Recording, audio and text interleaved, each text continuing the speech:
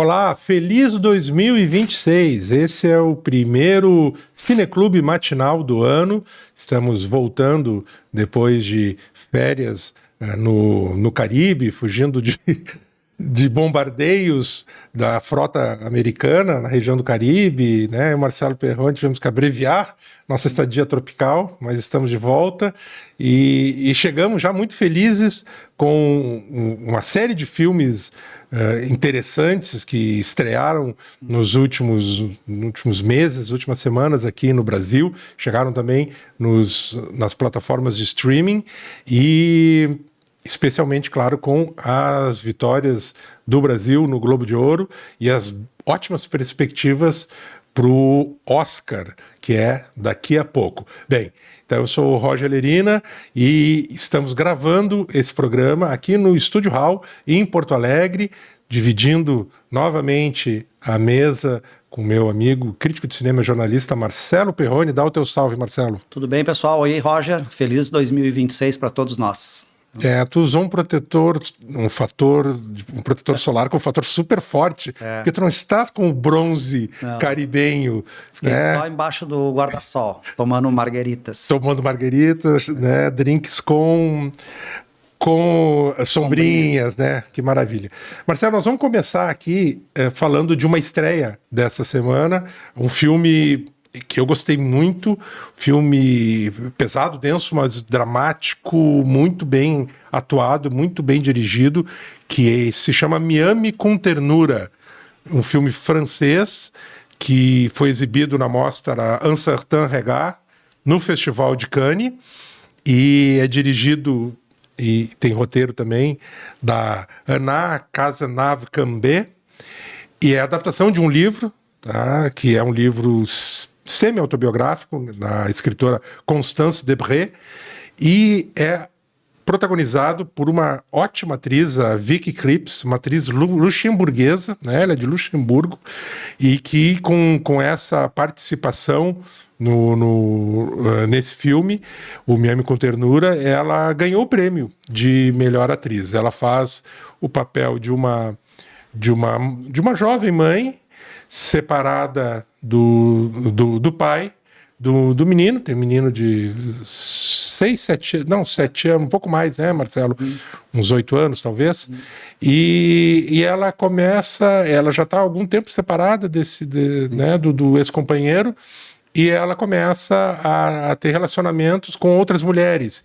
E num dos encontros com o ex-marido, ela confessa que está saindo com mulheres. E isso, a princípio, parece que ele aceita, né, acha um pouco inusual, mas, né, parece que não dá muita bola para isso, mas vai crescendo para ele essa questão a ponto de ele proibi-la judicialmente de ver a criança, e ela entra numa luta nos tribunais, né, na França, para poder visitar, para poder ter, né, até a guarda da criança ele é tirada. E tem todo o drama também dessa mulher afastada do filho e tentando reconstruir a sua vida. O que tu achou do Miami com Ternura, Marcelo? Popular Love Me Tender, né? O Love Me Tender, né? A música está presente, né? Uma versão instrumental no final do filme. E o nome do filme, no original, realmente é Love Me Tender, assim, em inglês. Em inglês, né? Eu gostei bastante também, como tu disseste, o trabalho da Vicky Krieps é um trabalho muito intenso, assim, pelo tema e pelas exigências, né, dramatúrgicas dela. É uma atriz muito versátil, assim, né, que trabalha muito. Quem assistiu o filme vai reconhecer ela em papéis ou de protagonista ou de coadjuvante em diferentes séries. Eu até fui pesquisar aqui. Só em 2025, ela fez 6 trabalhos. Esse filme é um deles. Então, ela está presente tanto em série da Netflix de True Crime, quanto ela trabalhou não faz muito tempo com Shyamalan, naquele filme O Tempo. O Tempo, né? E ela Trabalhou. As pessoas vão reconhecer mais ela. Acho que é o trabalho mais conhecido dela, que é o Trama Fantasma, do Paul Thomas Anderson. Desculpa, reconhecer ou talvez não reconhecer, porque eu acho que uma das características dessa atriz. Ela se transforma muito. Ela se transforma muito, inclusive, eu acho fisionomicamente, ela às vezes ela fica mais delicada ou mais dura, no caso desse mesmo que Ternura, ela está com o rosto mais crispado, mais duro, porque a situação também é dramática. Então é uma capacidade incrível. E no próprio filme ela se transforma, né? Que tem uma hora que ela raspa a cabeça, uma hora que ela muda o visual, assim. E como eu estava dizendo, no Trama Fantasma, ela faz uma jovem garçonete que acaba virando musa do estilista vivido pelo Daniel Day-Lewis. Acho que é o papel internacional dela mais conhecido. Junto com Corsage, que ela ganhou o prêmio. Esse eu não vi, eu não posso dar meu aval. Mas o que eu acho interessante no filme, que ele trata assim, de uma questão que é muito presente, que é o apagamento da percepção de maternidade que ela tem, que é muito forte no início do filme, e aos poucos, com esse litígio com o marido, assim, ela vai se questionando, porque é tipo um luto em vida, que ela vai se afastando da criança. Ela mesma usa a expressão luto em determinado momento, né, que ela está vivendo, enquanto ela vive esses outros relacionamentos, porque o filme ele é interessante nisso, né, que mostra que ela tem uma vida bem dividida, assim, que ela tenta ser, ela é uma aspirante a escritora, assim, poeta, assim, mas não desenvolve bem, assim, essa capacidade profissional. Então ela está às voltas com o pai que está doente, que é uma preocupação, e ela frequenta as baladas, assim, meio do underground, assim, né, de música eletrônica, onde ela conhece as suas parceiras, assim, e vive esses relacionamentos. E ao mesmo tempo ela tem esse lado mais digamos, racional, que é a briga pela guarda da criança, e que aos poucos ela vai se percebendo, assim, que essa sensação de maternidade, ela fica meio acuada por causa disso, que ela vai sentindo que ela está perdendo essa percepção de ser mãe. Aos olhos dos outros, ela não é uma boa mãe, pode não ser, o olho do marido. O filho também já passa a não reconhecer mais ela como mãe. Então começa todo esse questionamento, assim, moral, assim, ético da maternidade, que é muito interessante, assim, né, da pressão da mulher com essa questão de ter que a maternidade sempre tá ali presente ali. E no caso dela, talvez por ela não conseguir exercer na plenitude, não por culpa dela, essa maternidade acaba levando ela para esse, digamos, para essa zona cinzenta, assim, que ela transita durante o filme, assim, né? Que é muito interessante, assim, e o filme é legal porque ele também não tem essas soluções de clichês dramatúrgicos, assim, de redenção e culpa. É tudo tratado muito num plano muito realista, assim, muito da vida como ela é, assim, bem interessante, assim. Eu acho que tu pegaste bem no ponto, Marcelo, que essa questão da maternidade sendo confrontada não apenas pelos outros personagens, pelas outras figuras que orbitam em torno dessa protagonista, mas por ela própria. E essa imposição social de uma maternidade que tem um determinado aspecto, que tem que atender a certos padrões pré-estabelecidos que são como que padronizados mesmo, para todas as mães têm que agir desse jeito, porque se não agirem assim, não serão boas mães. O quão isso é aflitivo, é opressivo para as mulheres que têm todas as dificuldades de aceitação e adaptação social que já são impostas à mulher, ainda tem essa que é uma expectativa de uma determinada maternidade. E o filme é muito duro, porque aos poucos, como o Marcelo bem disse, ela própria vai começando a sentir que ela não vai conseguir atender a esse padrão, e que a própria... a gente falando assim pode ser mal interpretado, mas que ela própria começa a questionar a sua... Ela vai se resignando, né? Exato, vai se resignando e a esse desejo, a essa imposição que ela se coloca de ser mãe mesmo, apesar de tudo estar colocando-a para para que se afaste disso, e ela começa a dizer, gente, essa luta é muito inglória, é muito terrível.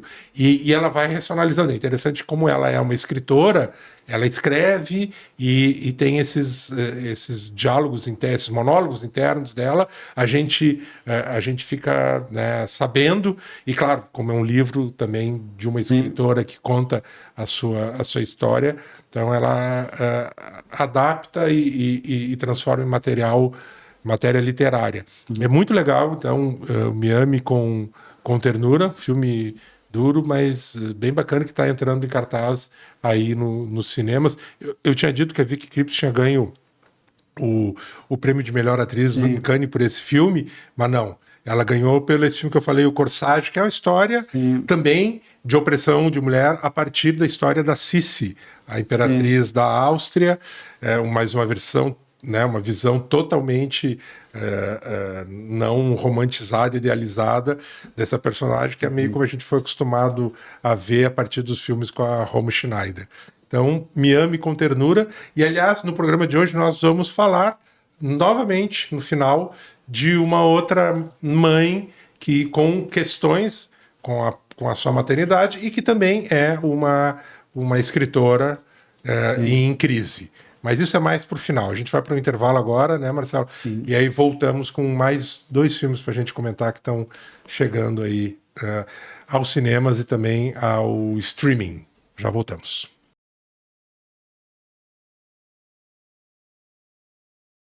A gente está de volta e agora vamos conversar aqui no Cineclube Matinal sobre mais uma estreia dos cinemas, um grande filme também. Hoje só tem um filme bacana aqui.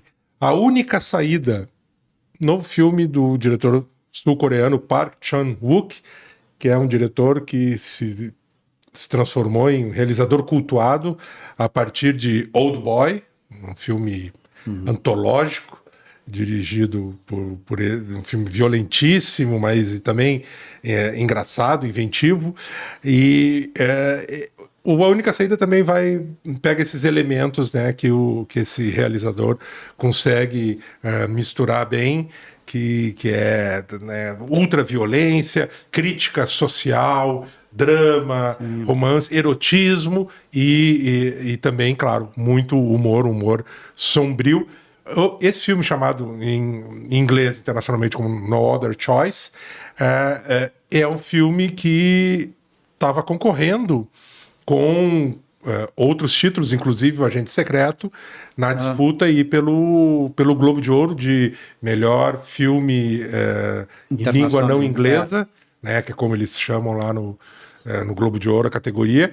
O Agente Secreto brasileiro levou o caneco, mas o filme do Chung Park aí ele está na pré-lista dos 15 agora. Está na pré-lista do Oscar e foi indicado no Globo de Ouro, além de melhor filme em língua não inglesa, melhor filme em geral, da mesma forma que o Agente Secreto também foi indicado, e também foi indicado como melhor ator de musical ou comédia, que é o Lee Byung-hun, que é o protagonista do filme, que está ótimo mesmo, né? Se tivesse levado o troféu, não seria injusto.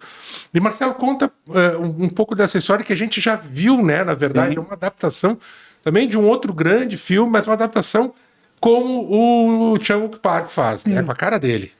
É o filme que já vi, que essa história já foi vista, é O Corte, do Costa Gavras, que é um filme lá de 2005, muito bacana, estrelado por um ator francês de nome hispânico, né, o José Garcia, que agora ganha uma releitura. Eu diria que o filme do Park Chan-wook é mais uma nova leitura do livro original do que um remake do filme do Costa Gavras. Exatamente. O cenário é diferente, a circunstância histórica é totalmente diferente, assim, e é uma adaptação que eu vi uma entrevista do Park Chan-wook que ele queria fazer há muitos anos, que ele sempre gostou do livro. É um livro que foi lançado em 2001, é um livro do escritor americano chamado Donald Westlake, que foi feito naquele contexto lá da virada do século da grande crise econômica lá dos Estados Unidos, que gerou ondas de demissões nas grandes corporações, e a versão do Costa Gavras, que se passa na França, mostra a história que vai se repetir, que é de um executivo que é demitido, que tem um emprego, gasta praticamente tudo que ganha para ter uma vida super confortável com a família, e quando ele é subitamente demitido por causa desses downsize e fusões das grandes empresas, ele é demitido e se vê pendurado assim de como manter aquele padrão de vida alto sem emprego. Aí ele bola uma estratégia, acaba sendo levado, né, a isso, de se candidatar, né, a umas vagas do mesmo nível. Ele não consegue, obviamente, porque o emprego dele era um super executivo, e ele acaba tendo como estratégia literalmente eliminar a concorrência, porque ele acaba descobrindo quem são as pessoas que se candidatam à mesma vaga que ele nas empresas, e ele se transforma, ou tenta ser tipo um serial killer, assim, né? Aí, nisso aí, vai viver várias situações, assim, de drama, suspense, humor, porque ele, obviamente, ele não leva nenhum jeito para ser um assassino profissional, acaba cometendo lá uns deslizes, se envolvendo emocionalmente, afetivamente, tem a crise familiar, e é um filme que eu gostei muito, Roger, porque, assim, apesar de ser uma releitura de uma história conhecida, tanto do livro quanto do filme do Costa Gavras, tá muito presente todos os elementos que fez a gente gostar do Park Chan-wook, desde lá do Old Boy, filmes ótimos como A Criada, que é um outro filme referencial dele, assim. A Trilogia da Vingança. A Trilogia da Vingança, que o Old Boy é o filme do meio, que é o mais conhecido, que tem o Lei de Vingança e o Senhor Vingança. Exato. Entre eles, assim, que são excelentes também, que essas histórias, literalmente história de vingança. Ele tem um filme anterior a esse, que é muito bacana também, que é A Decisão de Partir, que é um filme que também concorreu a vários nas premiações internacionais, que é uma história meio noir, assim, de um detetive que investiga um aparente suicídio, que ele desconfia ter sido um assassinato pela mulher da vítima.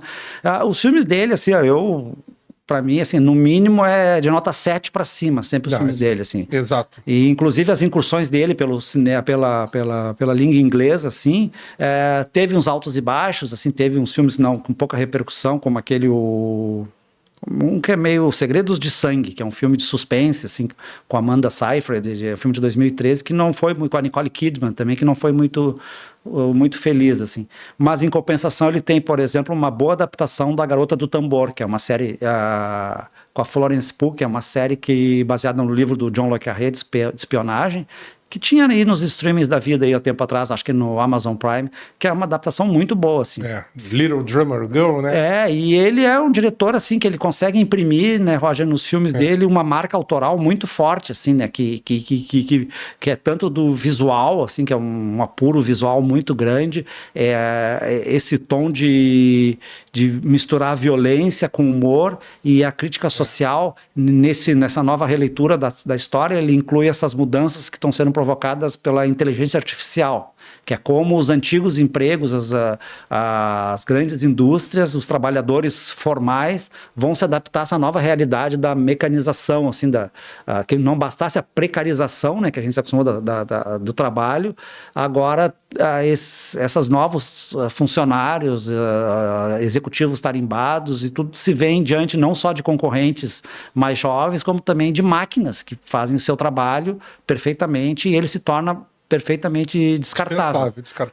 E aí a gente acompanha, além dessa busca dele pelo novo emprego, os estratagemas que ele faz para eliminar os concorrentes, o drama familiar que ele vive com a mulher e com os filhos, assim, que tem que aceitar essa redução do padrão de vida que ele tenta manter escondido no primeiro momento, que acaba gerando situações muito interessantes, assim. É um filme bem interessante de ver, assim. Quem curte o cinema oriental e o cinema do Park Chan-wook em especial, assim, vai gostar, porque é o padrão de qualidade que a gente se acostumou a ver dele, assim. E ele é interessante, né? A gente falou desse mix de gêneros que ele consegue, ou mais que de gêneros, talvez de humores no próprio filme, em um mesmo filme, né? Vai às vezes é comédia, às vezes é drama, às vezes é filme policial ultraviolento, mas ele não fica apenas nesses registros, não.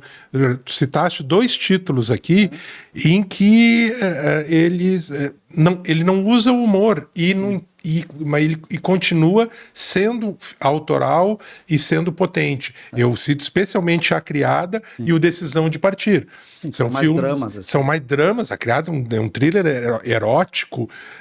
Sim, tem violência em ambos, mas é diferente. Não é aquele tipo de registro que às vezes... Né, vai para o lado do filme mais tarantinesco. Quentin Tarantino é um grande fã do Jong-un Park, mas são dramas mais sombrios, mais não tem sóbrios. o lado da caricatura, aquela não coisa tem mais caricatura, digamos, no bom sentido, né, do personagem meio de quadrinho, assim. Exato, meio farsesco quase. E isso eu acho que é um mérito dele, que ele circula nesses dois registros. E então, esse filme aí, a única saída, está entrando em cartaz nos cinemas também, né, nessa semana, e agora, dia 22 de janeiro, vão ser revelados aí os concorrentes finalistas, né, ao Oscar. A gente, claro, a gente só está pensando no Agente Secreto, só está querendo saber se serão 8, 10, 11... indicações. Eu não quero menos que 8, né? Aquele filme Valor Sentimental, que nós vamos falar aqui no programa, vamos voltar a ele, né? Um filme norueguês maravilhoso, ganhou alguns prêmios no Globo de Ouro, foi indicado a 8 Globos de Ouro. Então, nós estamos querendo 8, pelo menos, no Agente Secreto. Mas, bem, a única saída do Jong-un Park tem boas possibilidades de também ter várias indicações e vai estar lá na disputa com o filme do Kleber Mendonça aí, provavelmente, a estatueta dourada aí de melhor filme estrangeiro, produção internacional, como ele chama agora, e talvez até de melhor filme em geral. E talvez a gente veja o encontro, então, do Wagner Moura e desse ótimo ator sul-coreano, que é o Lee Byung-hun, disputando ambos a estatueta aí do Oscar, e a gente já tem o nosso favorito, claro, que é o Wagner Moura. Marcelo, vamos falar de outro filme. Aliás, eu estava falando, né, já tem o gancho, está falando dos concorrentes a ator. Esse filme que nós vamos falar agora, chamado Sonhos de Trem, é um filme que foi indicado ao Globo de Ouro de melhor ator. O protagonista desse belíssimo filme é o Joel Edgerton.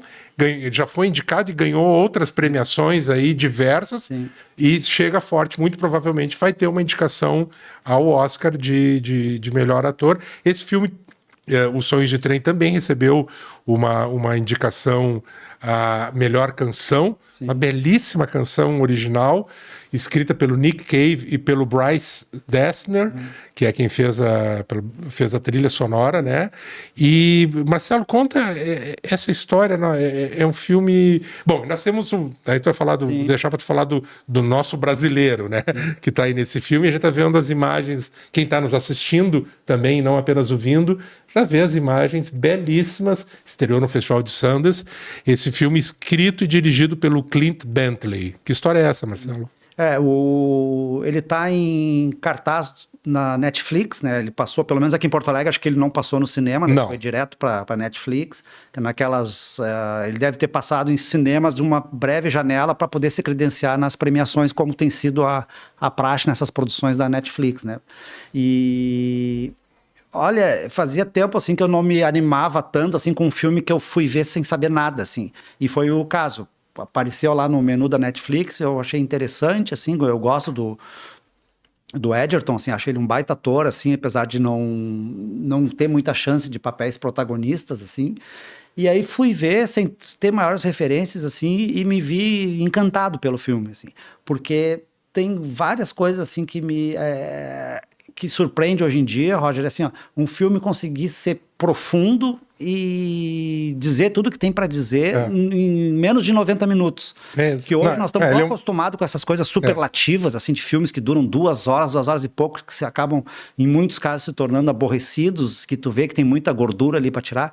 Esse é um filme, assim, tudo no lugar certo, contido. A história, ela é contada, é a história a gente acaba vendo em perspectiva em diferentes épocas a história de um lenhador, assim, no início do século XX, naquela expansão americana em direção ao oeste lá, que gerava aquela a abertura das estradas de ferro. Isso. Ele faz um lenhador que vai em busca de emprego lá, abrindo florestas lá para a expansão das estradas de ferro.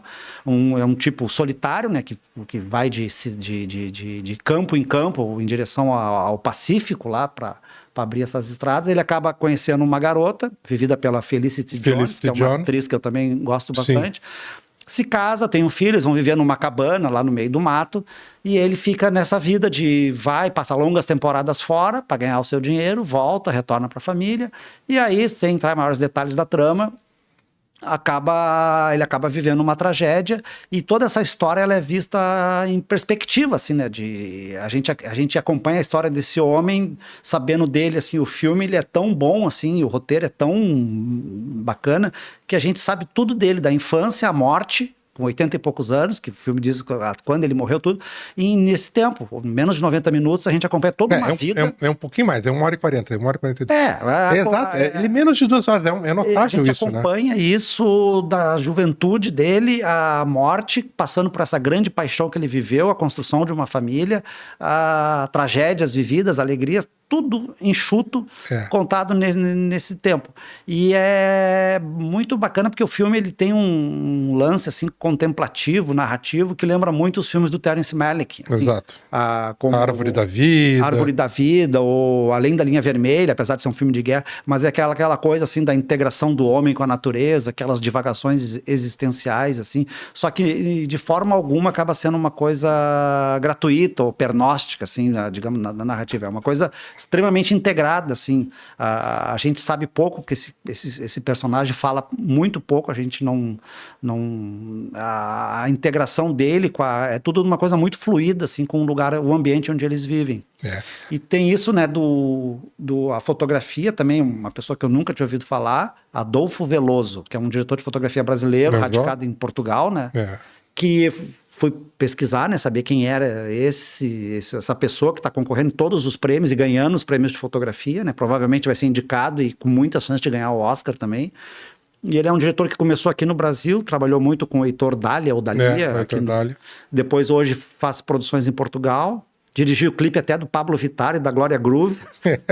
Fui olhar a ficha dele, ele é um cara muito versátil, assim, fez minissérie para TV, fez um longa-metragem com o Heitor Dália, Tungstênio, que é o filme, e depois vive em Portugal e tem feito filmes lá em Portugal e na Europa. É curioso que esse filme do Heitor Dália, Tungstênio, que o Marcelo citou, a grande qualidade do filme, disparado, é exatamente a fotografia.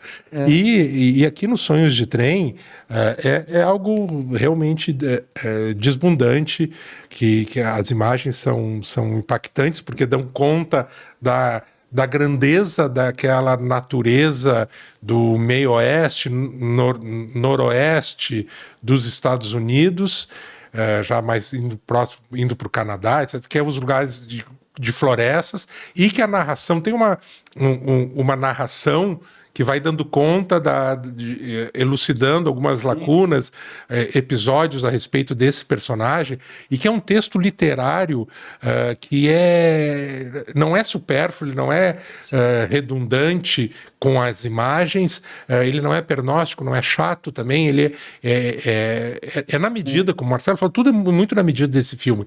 Bem, e o texto já vai ainda nos alertando que aquilo tudo que se está vendo daqui a pouco não vai mais existir, que essas florestas estão sendo derrubadas e que as pessoas naquela época não tinham noção, não queriam pensar muito de que aquilo um dia vai acabar. Então o lenhador diz, não, essa aqui planta outro, daqui a pouco já cresceu e nunca vai acabar essa floresta. Então, assim, tem toda uma coisa de ciclo de vida que a gente tem que atentar, que as coisas têm finitude, e aí é muito interessante, Marcelo também lembrou isso, que logo no começo do filme já se diz que o protagonista vai morrer com 80 e tantos anos. Sim. Então, a gente não tem a expectativa, por exemplo, que como ele trabalha, né, como lenhador cortando árvores e acontecem alguns acidentes com colegas, né, é um mundo meio selvagem mesmo ali que tá. Então a gente já sabe que ele não vai morrer de uma árvore caindo em cima dele, pelo menos não até os 80 anos. O que talvez seria uma quebra de suspense que não é indicado, né? Não deixa a gente saber, pra gente ficar mais engajado com esse personagem. Será que ele vai sobreviver a isso? Não, a gente já sabe que ele vai morrer velhinho. Sim. No entanto, isso não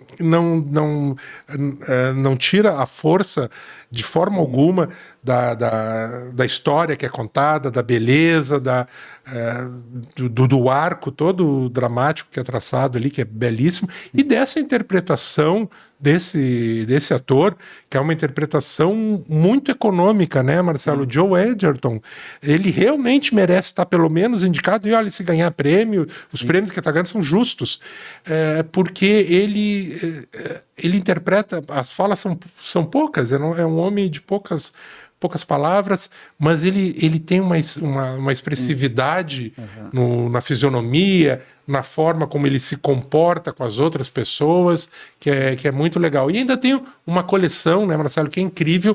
Ele vai conhecendo pessoas, né, durante essa vida, porque são trabalhadores avulsos que se reúnem e que vem de tudo que é lugar dos Estados Unidos da China, né? Da China mesmo, e com as histórias as mais improváveis ou mais nebulosas anteriores possível, ninguém sabe nada, chegou ali com o machado, vamos lá trabalhar, cortar lenha.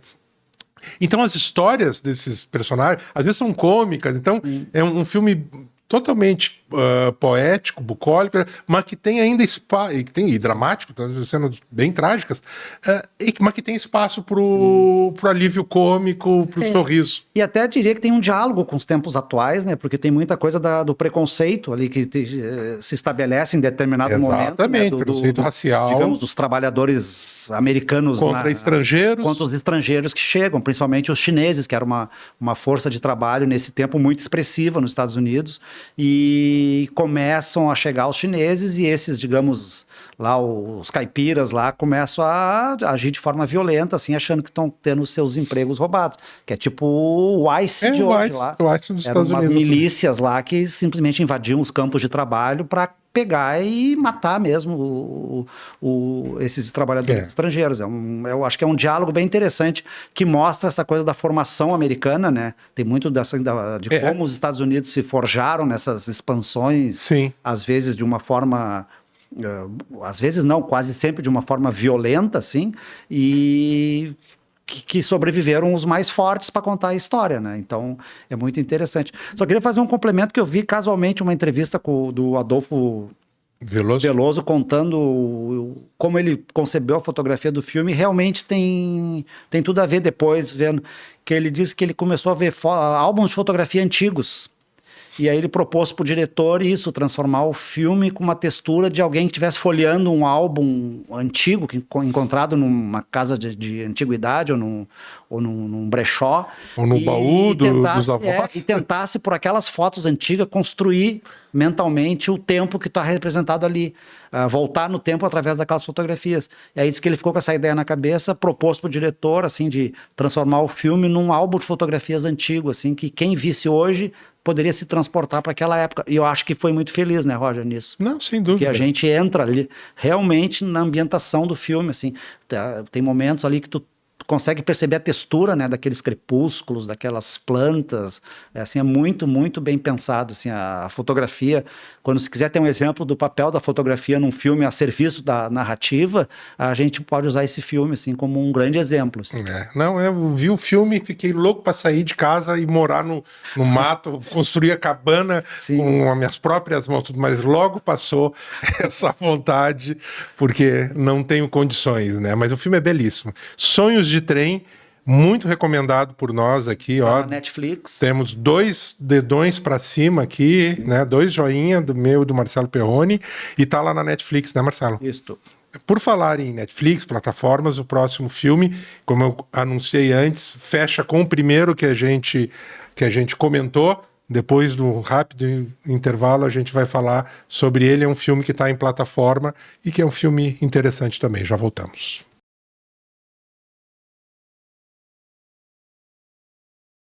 Estamos de volta, então, com o Cineclube Matinal. E agora, para fechar os trabalhos do primeiro programa de 2026, só com filmes legais aí, que chegaram ou nos cinemas ou nas plataformas.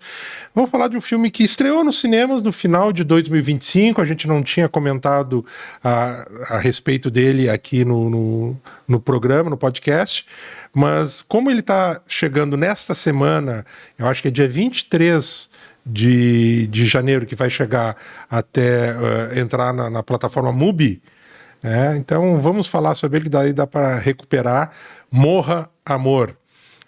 É um filme dirigido pela diretora e roteirista inglesa Lynne Ramsay, e que é estrelado por Jennifer Lawrence e pelo Robert Pattinson. E esse filme foi exibido no Festival de Cannes do ano passado, e a Jennifer Lawrence, que está numa ótima atuação, foi indicada ao Globo de Ouro desse ano de melhor atriz em drama, né? A gente lembra que o Globo de Ouro separa boa parte das categorias entre drama ou musical ou comédia, né? E a Jennifer Lawrence faz nesse filme. Ela faz uma jovem mãe também, como a gente estava falando lá da Miami com Ternura, o primeiro filme que comentamos hoje, que vai morar com o marido. Ela tá grávida, né? E eles vão morar na casa do tio dele, né, que morreu, uma casa no interior, né, no meio da... Bem uma zona muito rural. Uma zona rural, exato, mas próximo de uma cidade pequena, etc. E ela é uma escritora, mas a gente não sabe direito também o quão ela efetivamente é profissional enquanto escritora, e ela dá à luz e ela passa, ela tá com o filho pequeno do casal, bebê, e ela não se adapta ao novo ambiente e também não à maternidade. E a gente vê que ela é uma pessoa emocionalmente muito instável. Está num bloqueio também criativo e ela começa a questionar tudo. E vai num crescendo de inadaptação com o matrimônio, né, com o marido, insatisfeita, e também no papel de mãe não agrada, e a vida na cidade pequena também não traz nenhum atrativo para ela. E é curioso, né, se a gente está vendo cenas aí, para quem está nos assistindo, o filme ele apesar de ser ambientado numa zona rural aberta, a janela, o quadro do filme é um pouco mais quadrado, é mais restrito. Eu acho que isso reforça o sentimento de claustrofobia, de aprisionamento dessa mulher. Inclusive, a primeira cena do filme, a primeira sequência do filme é a casa vazia, né? E a câmera vai afastando, mas ela está toda emoldurada por janelas, portas, e esse enquadramento se repete no final. Então, essa ideia de enclausuramento dessa mulher que é um espírito selvagem, indômito, né? Sim. Fala de Morra, Amor, por favor, Marcelo. Esse é aquele tipo de filme, assim, que as atrizes adoram, assim, ainda mais as atrizes intensas, assim, como a Jennifer Lawrence, que ela teve um início de carreira muito onipresente nas premiações, ganhou Oscar, tudo, estrelou filmes que desde jovenzinha ali já estava nas premiações com O Inverno da Alma, que é um filme muito bacana, assim, que ela concorreu ao Oscar, depois ganhou com O Lado Bom da Vida. Então ela sempre teve esses personagens, assim, muito intensos, assim, né? Sim. De jovens mulheres que estão sempre no limite, assim. E nesse eu acho que dos filmes, assim, que eu me lembro dela, é o que ela tá mais, assim, fora do... Não digo fora do tom, assim, mas assim, eu achei over, assim, né? Que ela é aquele tipo de filme que eu acho, assim, que as atrizes fazem para ganhar prêmio. É um filme... Papel, assim, porque sabe que isso aí vai repercutir, sabe que as pessoas vão se impressionar, e não à toa que ela tá figurando em todas as premiações aí, e muito provavelmente, assim, até pelo prestígio que a Jennifer Lawrence tem, deve entrar no Oscar também. Tem boas chances. E O Robert Pattinson é um ator que eu gosto, que estava indo muito bem, assim, nos trabalhos recentes dele. Acho que agora ele tá, nesse filme, ele tá perdidaço, assim, né? Como o marido, assim, meio zumbi dela. E o filme, ele vai transitando nisso, né? Ele tem um pé na realidade e um pé numas questões, assim, que é a vazão para esses distúrbios, digamos assim, emocionais dela, que vão no crescendo, né, com essa inadequação que ela se vê como de abrir mão da vida para virar ser mãe e esposa num ambiente totalmente inóspito para ela, e o estado de saúde mental dela vai se deteriorando a passos largos, assim, né, que a família começa a perceber, o marido. E a gente está sempre esperando alguma coisa que, assim, sempre esperando o pior, que assim, tipo, vai acontecer alguma tragédia, vai acontecer alguma coisa que essa mulher... Essa mulher tá sempre bordejando uma zona limítrofe, assim, limítrofe da sanidade, assim. E ela está muito bem, assim, é uma atriz que eu gosto dela, e ela é super versátil, né, tanto fazendo esses filmes dramas intensos, quanto... Teve um filme muito bacana que ela fez há pouco tempo, que é... Que Horas Eu Te Pego, que é uma comédia romântica, assim, que ela tá muito bem, é de filme de poucos anos atrás. A estrela dos Jogos Vorazes, né? Filme infanto-juvenil, assim, o X-Men, ela é uma das X-Men lá também. Então, acho que ela é uma atriz muito versátil, muito boa, assim. Essa diretora, Elaine Ramsey, ela foi conhecida com Precisamos Falar Sobre o Kevin, né? Que é o livro famoso aqui, que ela fez um filme. Ela também é um filme sobre uma questão... É diferente, óbvio, mas assim, é questão de paternidade e de maternidade. Também tá ali. O filho já é um adolescente, pré-adolescente. É totalmente distinto, mas tem a ver também de inadequação em papel né, parental, no caso da mãe especialmente, como também nesse Morra Amor, né? E ela tem um filme também que não teve grande repercussão, mas que eu gostei bastante na época, que é o Queria Que Você Estivesse Aqui, com o Joaquim Fênix. É bom esse filme, é um taxi driver modernizado, assim, porque ele é um vingador que vai resgatar jovens que são... abusadas por homens poderosos, assim, ele faz tipo uma mistura de Old Boy com o Travis Bickle, assim, né, que é um personagem muito interessante, antes dele ficar muito famoso com o Coringa, ele fez esse filme, assim, que é muito interessante. E eu acho um filme interessante, assim, quem é fã da Jennifer Lawrence e gosta desse tipo de filme, assim, eu confesso que, não que me desagradou, mas que me incomodou um pouco, é essa sensação, assim, de estar sempre aquela coisa performática, assim, da atriz intensa, assim, que parece que ela tá num palco, assim, mostrando, assim, porque tem aquelas cenas, assim, de rastejando, pulando, assim, que ela tem um tom, assim, meio de... Eu sou atriz, sabe? O personagem tem uma coisa assim, uma ligação com natureza ou com uma animalidade muito explícita, né? Como o Marcelo falou, ela volta e meia, ela tá de quatro rastejando, latindo ou atuando como se fosse um tigre. Tem uma história, assim, uma recorrência com figura de cavalo também, né? São cavalos que aparecem, etc. Então ela tem um lado literalmente animalesco que ela externa, talvez mostrando que ela talvez excessivamente, de uma forma explícita, não precisava talvez ser assim tanto graficamente, que ela não se adapta à sociedade, nas convenções sociais, ela não foi feita para aquilo, então ela se identifica mais com uma espécie de um bicho. É curioso porque a Jennifer Lawrence fez um outro filme que é bem mais... tem algumas semelhanças com esse Morra Amor, mas que é uma versão bem mais totalmente açucarada, digamos assim, palatável, que é O Lado Bom da Vida, que ela divide com Bradley Cooper. Também é um casal que tem, ele, no caso, né, especificamente, tem, né, problemas de estabilidade emocional e mental, e é um casal que tenta, né, se colar os cacos aí do seu relacionamento, que é pautado por essas questões. Ela ganhou o Oscar, né, por esse filme.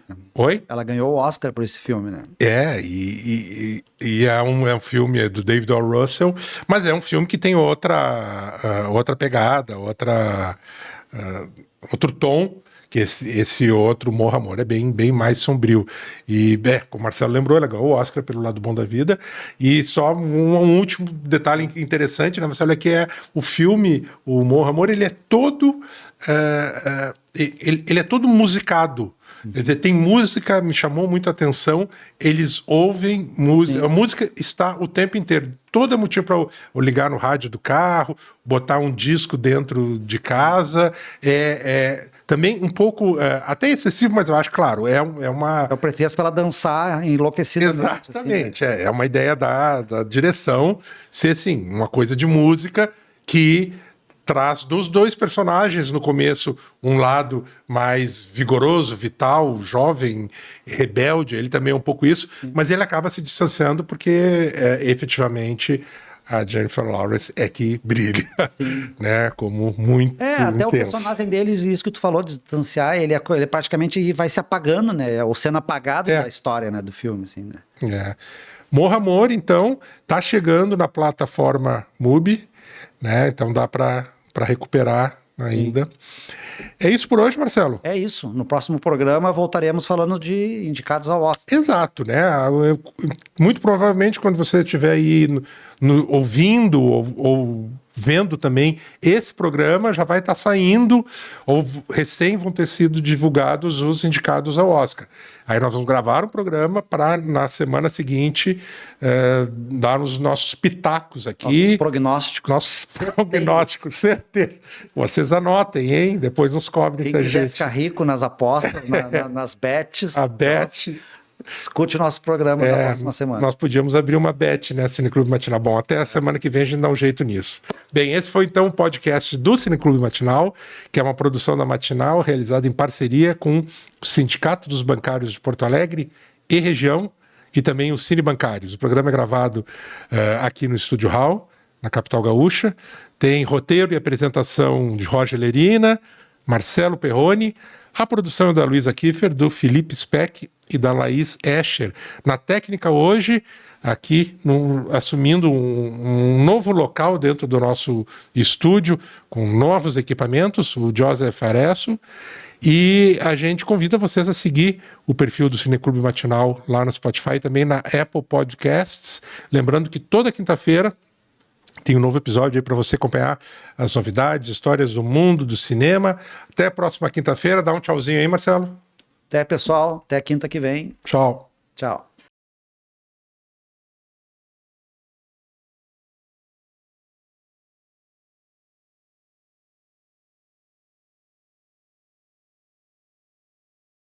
How?